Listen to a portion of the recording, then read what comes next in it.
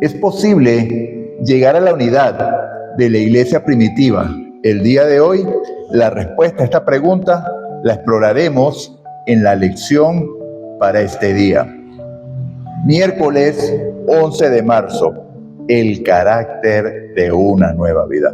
Les recuerdo que estamos estudiando el folleto Uniendo el cielo con la tierra, la lección número 11, Vivir con Cristo. Vamos a orar. Padre nuestro que estás en los cielos, alabado, glorificado, honrado sea tu nombre. Aquí estamos, oh Padre, delante de ti, agradecidos por tu amor, por tu misericordia y por tu bondad.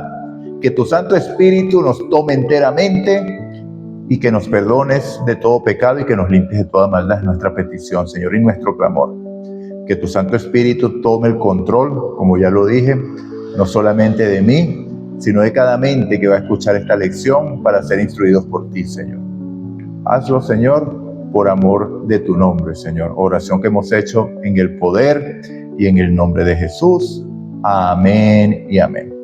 Bueno, mis amados, ya la lección del día de miércoles de esta lección número 11, el carácter de una nueva vida, se basa en les recuerdo que estamos estudiando en esta semana el capítulo 3 de Colosenses, el versículo 1 al 17. La sección de esta semana corresponden los dos versículos o tres versículos del 12 al 14 y vamos a leerlos. Versículo 12. Vestíos pues como escogidos de Dios, santos y amados, de entrañable misericordia, de bondad, de humildad, de mansedumbre, de paciencia. Soportaos unos a otros y perdonaos unos a otros. Si alguno tiene queja contra otro, de la manera que Cristo os perdonó, así también hacedlo vosotros. Y versículo 14, sobre todo, vestíos de amor, que es el vínculo perfecto. Aquí dimos la vuelta ya, estamos en el versículo de memorizar. Entonces, vamos a leer otros versículos que tienen mucha relación, incluso de dos escritores distintos. Ahora vamos a leer a Pedro para que veamos cómo se relaciona esto y lo maravilloso que es de la Biblia. Tal vez los incrédulos dirán, no, pero es que se pusieron de acuerdo y escribieron lo mismo. Pero nosotros sabemos que no es así. O sea, sabemos que la Escritura es inspirada por Dios, por el Espíritu Santo, y es útil para instruir, útil para redarguir, para que el hombre de Dios sea preparado en toda buena obra. Entonces, estoy hablando de la segunda carta a Pedro, y vean cómo lo dice. Aquí lo vamos a leer un poquito más amplio, porque aquí va a demostrar que esto que escribió Pablo es únicamente resultado de una relación con Cristo a través del Espíritu Santo, porque aquí está un poquito más profundo, pero la conclusión es la misma. Entonces vamos a leer Segunda de Pedro, capítulo 1, vamos a leer desde el versículo 3, al versículo 6. Segunda de Pedro, el versículo 3 al versículo 6, y dice así. El subtítulo es Participantes de la naturaleza divina. Versículo 3. Todas las cosas que pertenecen a la vida y a la piedad nos han sido dadas por su divino poder, mediante el conocimiento de aquel que nos llamó por su gloria y excelencia. Versículo 4. Por medio de esas cosas nos ha dado preciosas y grandísimas promesas, para que por ellas, por medio de qué, de esas promesas, ¿no?, lleguéis a ser participantes de la naturaleza divina, habiendo huido de la corrupción que hay en el mundo a causa de las pasiones, dice mi versión, la mayoría dice por causa de las concupiscencias. Versículo 5. Por tanto, por esto mismo, poned toda diligencia en añadir a vuestra fe virtud, a la virtud conocimiento, al conocimiento dominio propio, al dominio propio paciencia, a la paciencia piedad, a la piedad afecto fraternal y al afecto fraternal amor. Entonces, ¿qué es lo que está diciendo Pedro aquí? Estos son los frutos del Espíritu. Pablo también los escribió en Gálatas, capítulo 5, creo que versículos 23 o 24, 24 y 25, que este es el fruto del Espíritu, que es amor, paciencia, paz, benignidad, fe, mansedumbre, dominio propio. ¿Ok? Si se me escapó alguno ahí, vayan a la lectura. Entonces también vamos a leer ahora el libro de Efesios, el capítulo 2, versículos 16 al 22. Aquí está hablando del contexto, de que en el contexto de este capítulo es un mensaje dirigido a los gentiles, que en realidad los gentiles éramos usted y yo, porque ¿qué es un gentil? Una persona que está sin Dios en el mundo. Eso es un gentil. ¿Okay?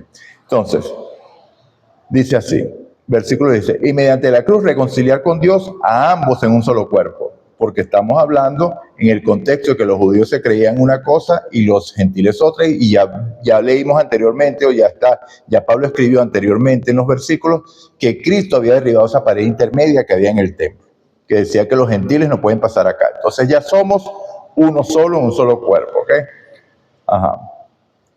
Matando en ella las enemistades. Versículo 17. Y vino y anunció las buenas nuevas de paz a vosotros que estabais lejos y a los que estáis cerca. ¿Okay? Hablando, los que estáis cerca, está refiriéndose a los judíos que habían escuchado la palabra desde hacía mucho tiempo. Los gentiles apenas estaban conociéndola y por eso estaban lejos. Versículo 19. Por eso ya no sois extranjeros ni forasteros, sino conciudadanos de los santos y miembros de la familia de Dios. Tenemos una ciudadanía ¿en dónde? Celestial. Versículo 20. Edificados sobre el fundamento de los apóstoles y profetas, siendo la principal piedra del ángulo Jesucristo mismo. Versículo 21. En él todo el edificio bien coordinado va creciendo para ser un ejemplo santo en el Señor. Y versículo 22. En quien también vosotros sois juntamente edificados para morada de Dios en el Espíritu. Entonces, mis amados, ¿qué hemos visto aquí en estos versículos que hemos leído, en esto que nos está enseñando la palabra de Dios? Dice el versículo 14 de Colosenses capítulo 3, culmina diciendo, sobre todo vestidos de amor, que es el vínculo perfecto. Empieza diciendo, 12 vestidos como escogidos de Dios. Entonces, ¿de qué es que nos tenemos que vestir? Del carácter de Dios. ¿Okay? Les recuerdo, esto está en el contexto de la iglesia. ¿Cómo está constituida la iglesia? Todos somos iguales, todos pensamos igual, todos tenemos un mismo sentir, todos vamos buscando el mismo objetivo. No, mi hermano. Cuando llegamos a la iglesia, todos tenemos una forma o un sentido de parecer distinto, o unos motivos o unas metas distintas. Cuando llegamos a la iglesia, vamos siendo transformados de gloria en gloria, como en el Señor, hasta desarrollar su carácter, hasta que el Señor logra que el amor, que es el vínculo perfecto. Entonces aquí cobra sentido. Le recuerdo que la primera pregunta de esta semana, que cuando empezamos la lección el día sábado, era ¿por qué el amor es el vínculo perfecto? Porque es lo que determina el carácter de Dios. Dice Primera de Juan, no recuerdo exactamente, que es el capítulo 3. Dice que el que no ama no ha conocido a Dios, porque Dios es amor. No es que Dios tiene amor, es que Dios es amor. Entonces, el amor es el vínculo perfecto, porque es el carácter de Dios revelado en ti y en mí. Por eso que la lección tiene como título el carácter de la nueva vida. El vínculo perfecto es el amor. Entonces, ¿le recuerdan la última pregunta que respondimos de las que se hicieron el sábado? ¿En qué podemos demostrar de que somos discípulos de Cristo? Si tenemos amor los unos por los otros. ¿Por qué? Porque si somos de Cristo, el carácter de Cristo se va a desarrollar en nosotros y va a redundar ¿en qué? En amor. En amor, en unidad. Ahora, llegamos a la iglesia, hemos recibido el amor de Dios, podemos amar a los hermanos y ahora, por medio de la misión, tenemos un mismo propósito, unidad de propósito, que es ¿cuál? Llevar el evangelio a toda nación, tribu, lengua y pueblo como visión o misión global. ¿Ok? Porque nosotros como adventistas del séptimo día, que tenemos un llamado profético, tenemos también el mensaje de predicar el mensaje de los tres ángeles, que es anunciar a este mundo que está de salida, que el mundo está en su fin, que el mundo está terminando, que el juicio empezó. ¿Okay? Pero ya esto es parte de otra predicación o de otra lección, entonces vamos a concentrarnos. La meta que Dios persigue en ti y en mí es desarrollar su carácter en ti y en mí, en nosotros, en un cuerpo organizado cuya cabeza es ¿quién? Es Cristo. Esto es un milagro, mi amado. Nosotros, en nuestra naturaleza, no vamos a aceptar la opinión de otro así como así, porque todos tenemos deseos de exaltarnos a nosotros mismos. Recordemos que el yo es lo que dominaba nuestras vidas hasta que conocimos a Cristo. Esta carne nos dominaba, esta carne, estas pasiones nos dominaban. Ya lo leímos en 2 de Pedro, que tenemos preciosas y grandísimas promesas para poder participar de la naturaleza divina, y la vamos a añadir a la fe, virtud a la virtud, conocimiento al conocimiento, dominio propio, y finalmente llegamos al amor. Pablo describe en Gálatas: el primer fruto del Espíritu es el amor, porque es lo primero que recibimos de Dios, pero también es lo final que Dios desarrolla en nosotros, porque es en amor. Entonces, cuando nosotros leemos específicamente Colosenses capítulo 3, que es lo que tenemos aquí, vemos que Pablo desarrolla 8 cualidades. Miren, las 8 cualidades mencionadas por Pablo son una verdadera lista: entrañable compasión, benignidad, humildad, mansedumbre, tolerancia, sopórtense y perdónense unos a otros, y sobre todo, amor. Entonces, esto lo leímos aquí en el versículo 12 al 14 de aquí, de Colosenses capítulo 3. O sea, son características, ¿ok? Estas cualidades solo pueden surgir de un corazón unido a Cristo. Nosotros no podemos producir. Les recuerdo que el amor de Dios es el verdadero amor, amor ágape. ¿Qué? Amor incondicional. Ya lo leímos cuando nosotros vamos a Romanos capítulo 8, que dice que nada nos puede separar del amor de Dios que es en Cristo Jesús. Ni lo alto, ni lo profundo, ni lo pasado, ni lo porvenir, ni ángeles, ni principados, ni ninguna cosa creada nos puede separar del amor de Dios que es en Cristo Jesús, Señor nuestro. Y la gloria sea de Dios. Es el amor de Él. Es el amor que describe Pablo en 1 Corintios 3. Todo lo soporta, todo lo sufre, todo lo aguanta, no es jactancioso, no busca lo suyo. Busca es derramar ese amor. ¿Para qué? ¿Para qué Dios derrama su amor para con nosotros? Y les recuerdo que es un amor probado, no es un amor de boca. Aunque lo que Dios pronuncia ya es una realidad. Si Dios dice que nos ama porque es Dios el que lo está pronunciando. Pero Él fue más allá y envió y entregó lo más preciado que tenía, a Jesucristo, su Hijo, mi Salvador, tu Salvador, para que muriera en nuestro lugar. Maravilloso, maravilloso, amado.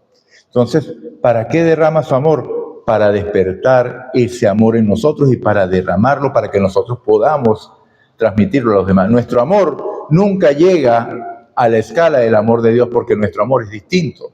El amor más puro que puede sentir un ser humano es el amor filial, el que siente una madre por sus hijos, que pase lo que pase, ya estará allí. Pero sin embargo no se compara nunca al amor de Dios, porque incluso las madres, el amor de una madre tiene un límite. El amor de Dios no tiene límite. Lo que sucede es que sabemos que Dios viene para acabar con el pecado, porque Dios es amor en su carácter y siempre es amor, nunca deja de serlo, pero también es justicia. Y la justicia debe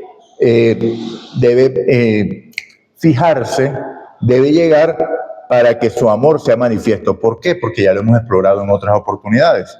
El sufrimiento que hay en el mundo cuando estas personas pasen al descanso van a ser liberadas de tanto sufrimiento. Y esto no es una manipulación, es un hecho real de amor, mi amado.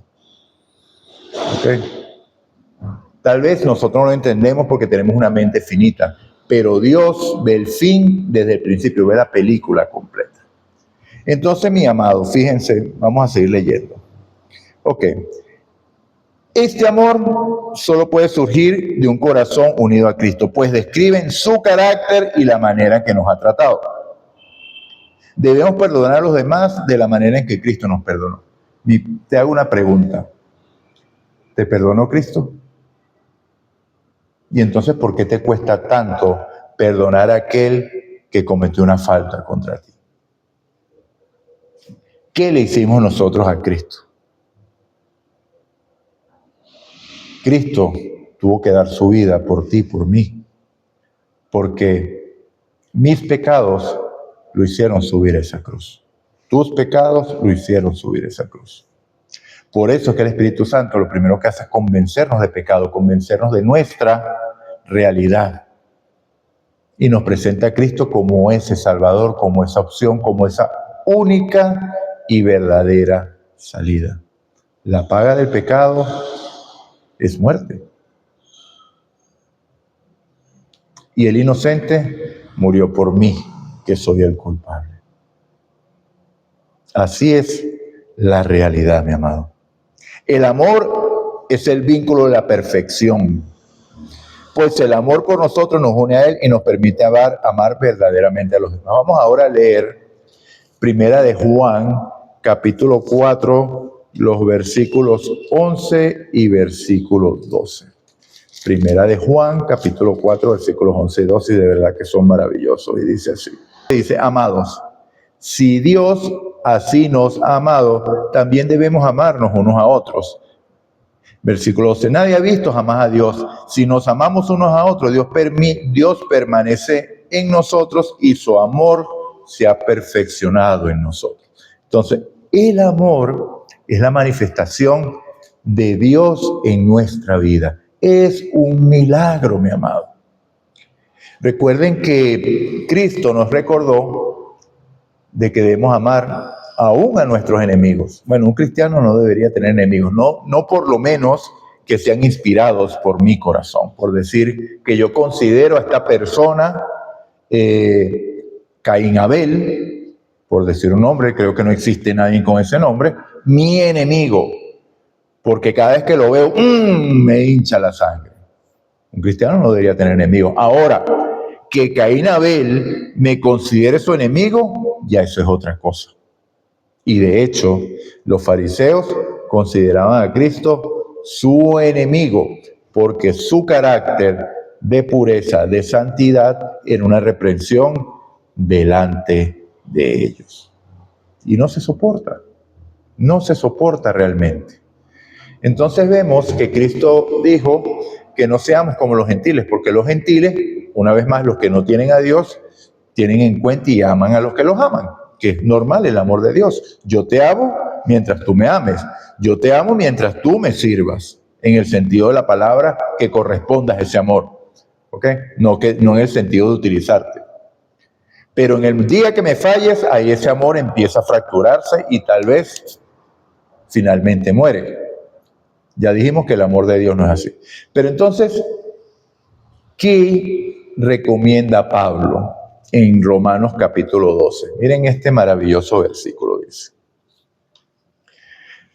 Versículo 12, versículo 20. Así que si tu enemigo tiene hambre, dale de comer. Si tiene sed, dale de beber. Pues haciendo eso, harás que le arda la cara de vergüenza.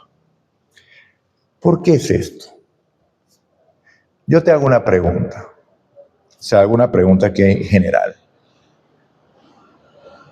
¿Hay acaso alguien en su sano juicio que pueda resistirse a un acto de amor? Puede que cuando tú le vas a prestar atención a alguien por pena, por pena, porque estoy analizando aquí otra palabra que puedo utilizar, no me llega, por vergüenza, puede que no te acepte la atención. Pero de verdad quede impactado por el acto de amor. No estoy hablando de alguien que te considere enemigo, te estoy hablando de cualquier persona. O sea, cuando tú expresas un acto de amor a alguien, esa persona queda impactada, porque normalmente no recibimos actos de amor de nadie. Entonces, nadie en su sano juicio se resiste a un acto de amor. Entonces, Pablo incluso lo dice en Romanos 12, que si tu enemigo te pide algo, concédeselo. ¿Cómo lo expresó Cristo?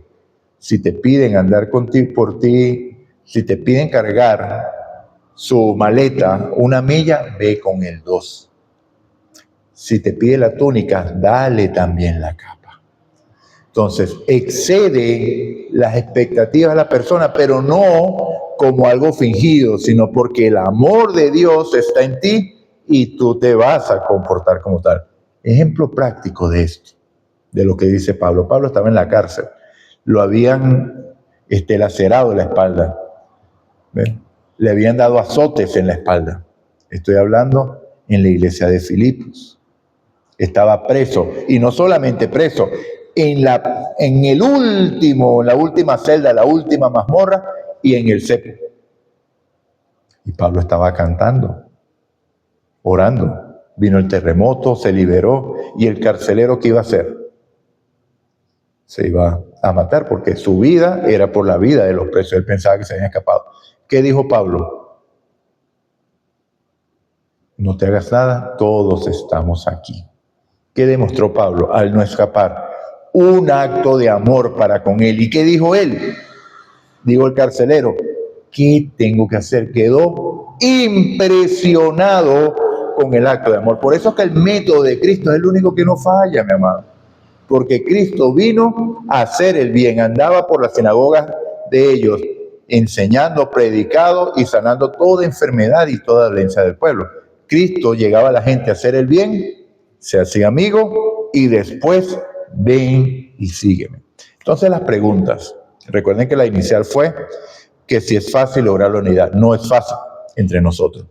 Pero Dios, por medio de su amor, lo hace posible. Personas que éramos totalmente diferentes, que hasta podríamos considerar y tener problemas, tener discusiones, Dios nos agarra, nos pone juntos y empieza a limar esas asperezas con su amor. Seguimos siendo seres individuales, seres distintos con conciencias distintas, pero ahora unidos en propósito y acción y en el amor de Dios. Cambia todo. Un milagro de Dios. Mi amado, voy a leer para terminar una cita de la hermana White que la conseguimos en el Misterio de la Curación, página 338. Dice: ninguna otra influencia puede rodear al alma humana y ejerce tanto poder sobre ella como la de una vida abnegada. El argumento más poderoso a favor del Evangelio es un cristiano amante y amable. Y por eso les recuerdo lo que dice Apocalipsis 18:1: y descendió un ángel con gran poder y la tierra fue alumbrada con su gloria. ¿Qué es lo que representa ese ángel? El carácter de Dios. ¿Te imaginas un grupo de personas, 144,000 con el carácter de Cristo, haciendo bondad en todo el mundo? Va a ser alumbrada la tierra con la gloria de Dios, porque esa es la otra parte. Cuando tú actúas con amor, recibes amor también de las personas. Aún a tu enemigo lo hace estar en paz contigo. Pero lo más importante de esto no es que tu enemigo esté en paz contigo, que es una bendición ya, sino que Dios es glorificado. Y así los hombres vean vuestras buenas obras y Dios sea glorificado en los cielos. Mi amado, es posible lograr la unidad en el amor de Dios. Entonces, debemos orar para que Dios perdone nuestros pecados, para que Dios nos limpie de toda maldad y para que el Espíritu Santo nos tome enteramente. Cuando eso suceda, que por cierto ya está sucediendo, Cristo va a venir, porque su amor va a ser demostrado al mundo. Dios te bendiga, Dios te guarde. Vamos a orar. Señor Dios, Padre nuestro que estás en los cielos, gracias te damos, oh Dios, porque tu Santo Espíritu nos toma y nos revela tu carácter y lo desarrolla en nosotros. Perdona nuestros pecados, oh Dios, y límpianos de toda maldad. Danos más de ese amor, oh Dios. Llénanos enteramente de ti y que el yo quede totalmente anulado. Bueno, de hecho el yo está muerto, Señor. Que solamente te manifiestes tú y tus obras de bondad y justicia para con todos. Oración que hemos hecho, no por méritos, sino los méritos en el poder de tu Hijo Santo Cristo Jesús. Amén y amén. Dios te bendiga, Dios te guarde. Recuerda, si no perdonáis a los otros lo que te han hecho, Dios no te puede perdonar a ti.